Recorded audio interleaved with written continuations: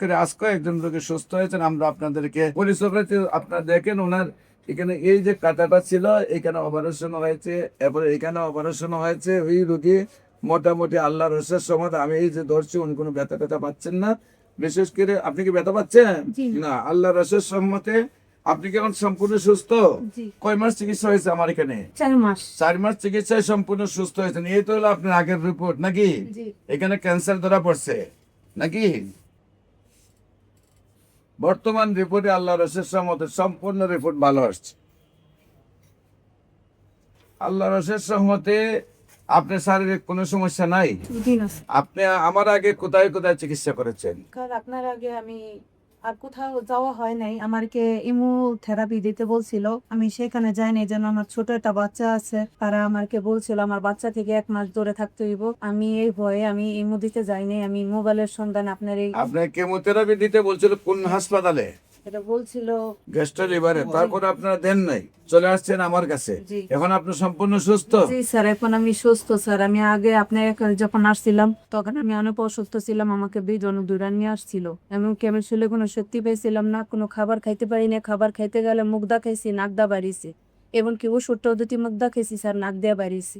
এখন আল্লাহ দিলে আমি অনেক সুস্থ স্যার। আপনার খাবার মুখিতে ঢুকাইলে নাকিতে বের হয়ে গেছে। আমাদের ওষুধও খাইতে গেলে মুখিতে ঢুকাইছেন, নাকিতে বের হয়েছে। এই আপনাকে দুইজনে দৌড়ে দৌড়ে নিয়ে আসছে। এই অবস্থায় আপনার চিকিৎসা হয়েছে, আল্লাহর রহমতে আপনি সুস্থ হয়েছেন।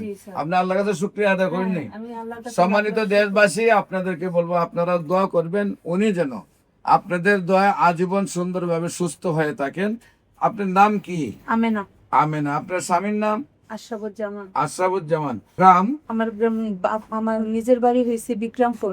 আর আপনার স্বামীর বাড়ি? স্বামীর বাড়ি রংপুর। রংপুর। গ্রামের নাম কি? গঙ্গাচড়া। গঙ্গাচড়া। থানা? গঙ্গাচড়া পরে থানা। জেলা? স্যার আমি তো শ্বশুরবাড়ি আপনার কি হয়? কম যাওয়া। গ্রাম কোথায়? এটা আমার তো বাড়ি বিক্রমপুর। আপনাদের হইলো আপন বোন? জি, আমার আপন বোন। যেখানে বিয়া দিয়েছেন এই জেলার নাম কি? ওই আমার শ্বশুর বাড়ি যাওয়া হয় না আমার। আচ্ছা, এখন কি উনি আপনাদের নিয়ে থাকেন? হ্যাঁ, আমাদের গ্রামের বাড়িতে থাকেন? না, ঢাকা উত্তর থাকে। ও, আপনার ঢাকা উত্তরখান থাকেন। বিশেষ করে ঠিকানাটা আমরা ওই জন্যই বলি যে মানুষ যাতে আপনাদেরকে গিয়ে দেখতে পারে। ঠিক আছে? এখন বর্তমান স্থান ঢাকা উত্তর। ঢাকা উত্তরখান থাকেন আপনারা ঢাকা বর্তমানে। উত্তরখান পুলিশের মাজারের পাশে। সম্মানিত দেশবাসী, বিশেষ করে আমরা যে সকল রোগী সুস্থ হয় তাদের নাম ঠিকানা সম্পূর্ণ আমরা প্রকাশ করি, কিন্তু উনি হলেন উত্তরখান থাকেন এবং গ্রামের বাড়িতে বহুদিন যে না যোগাযোগ থাকাতে ওনার স্বামীর বাড়ি গ্রামের নামটা বলতে পারছেন। যে কোনো প্রয়োজনে স্ক্রিনে দেওয়া নম্বরে যোগাযোগ করার জন্য আহ্বান জানিয়ে শেষ করছি। সবাইকে ধন্যবাদ। আসসালামু আলাইকুম ওয়া রাহমাতুল্লাহি ওয়া বারাকাতুহু।